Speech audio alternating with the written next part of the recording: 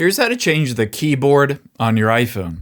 Now, if you don't like the current keyboard, you want a different language, or you're looking for the numbers or currencies or symbols, or maybe even emojis, I'm going to show you how to do all of that.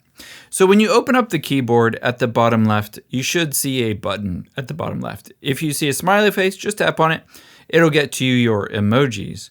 However, if you see a globe, it will get to a different language. You can also change the keyboard by tapping on the 1, 2, 3. This will get you to all of your numbers, and you can see right above the ABC is another number plus equals. You can tap on that and yet again get to another keyboard with other symbols.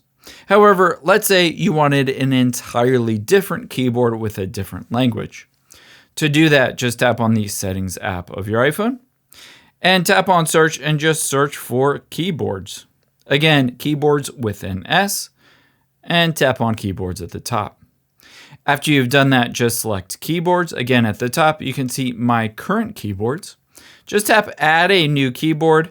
And in this case, I'm going to scroll down and let's say I wanted to add German as well.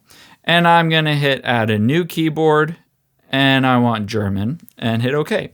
Now, I'll show you how to switch between the two. So let me open this keyboard up again, and you'll see the globe now. Just tap on the globe, and it will switch between those languages. And now the emoji keyboard is right next to the spacebar. You can tap on that to get to the emoji keyboard. I hope this helps. If you enjoyed this video, check out the video over to my right. I think you really like that too, and thanks for watching.